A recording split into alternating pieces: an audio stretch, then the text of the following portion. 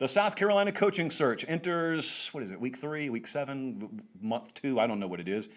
Rule number 1 in coaching searches, I always try and reiterate this, and I'm going to proactively tell you for some jobs out there that haven't gotten rid of their head coach yet. Make sure, or at least make 95% sure, that you have a surefire upgrade ready to go. They're holding on line 1, and all the I's are dotted and the T's are crossed, and everything's written in pencil. We just got to get some solid ink on the paper.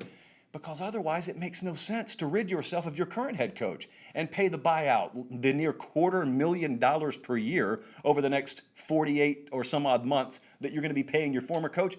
Why in the world would you do that if you don't have a solid upgrade?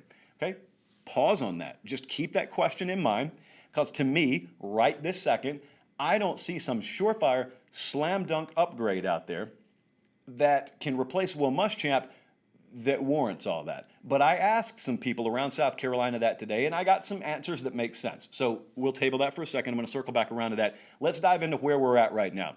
It's very important to note, as this search maybe winds to a close, we'll see about that, to be continued there. Info can be right tonight, like we're doing this show live, so it's 7:16 Central Time right now on this Tuesday evening. I could make a statement that is factually correct right now that could be totally wrong by tomorrow morning. That's how it works in recruiting. That's how it works in coaching searches, because the information is only as good as the current mood of the people involved. You know, if Billy Napier were to call me right now and say, hey, heads up, I'm going to take the job tomorrow morning. You know what I'd do? I'd say, I'm going to tap the microphone. Is this on? Hey, a source close to the situation has told me that Billy Napier is taking the job.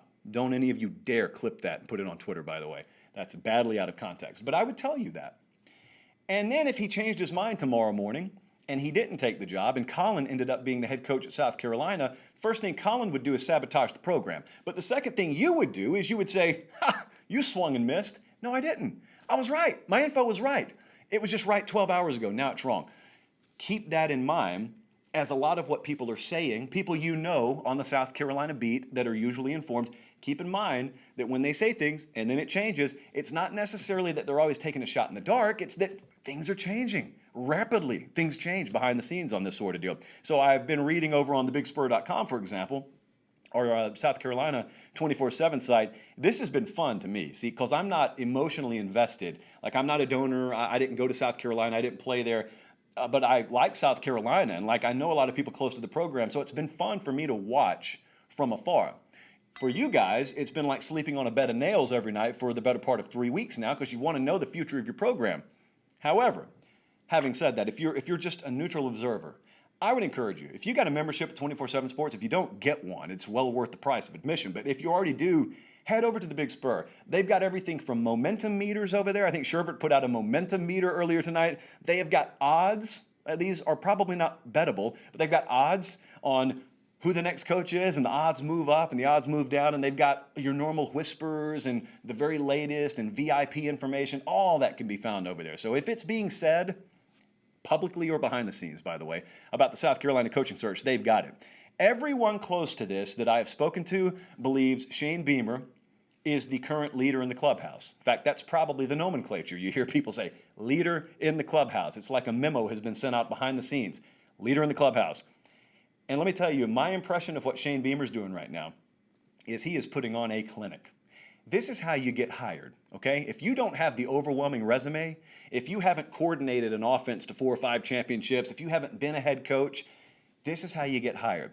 You make sure that you get a grassroots campaign of former players, current behind-the-scenes dignitaries, very influential people around the program, big money donors. You get a small torch and pitchfork grassroots army together. And then they take their torches and pitchforks and they turn them into digital tools. It's called Twitter, and it's called the internet in general. And you get this groundswell of support.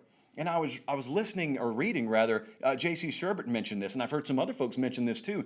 There aren't many coaching searches at Carolina. They had Muschamp, and then before that, there was this kind of ready-made situation with Steve Spurrier, and they had a ready-made situation once upon a time with Holtz. And so there haven't been very many quote-unquote normal coaching searches there. So there's certainly never been this situation where it seems everybody behind the scenes is in lockstep in support of a guy that really has a very limited resume.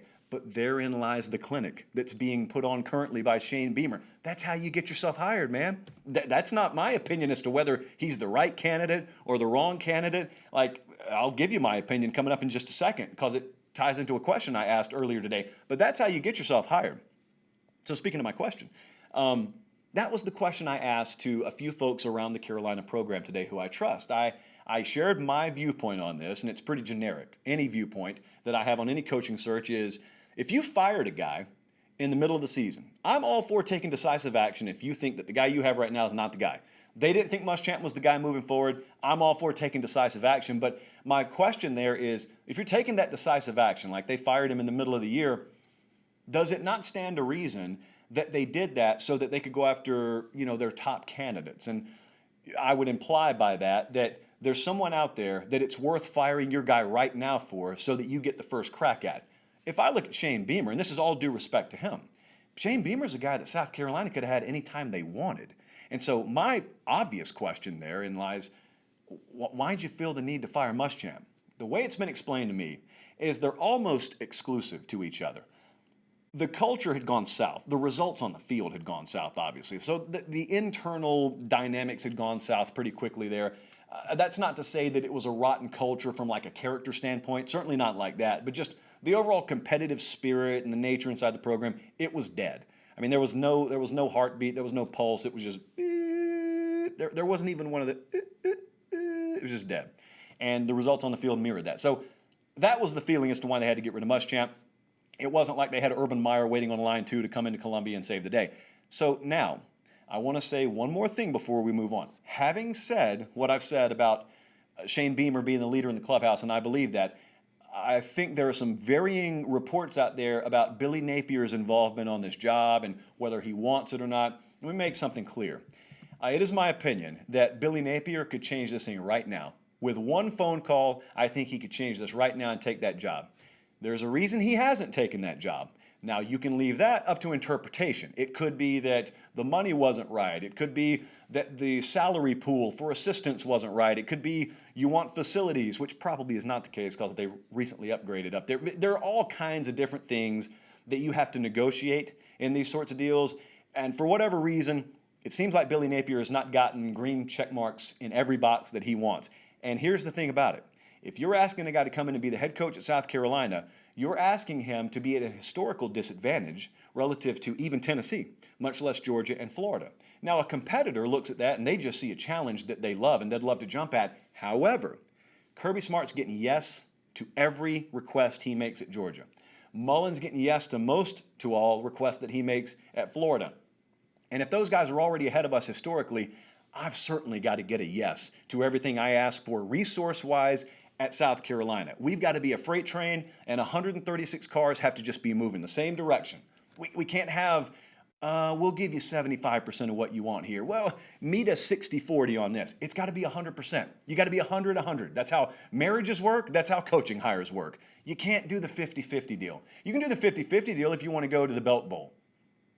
The Belt Bowl's pretty active on Twitter. They're not going to take kindly to that. But you understand my point. You don't enter the preseason with the goal to reside in Charlotte in late December. You guys want more. And you could get more if you hire the right guy.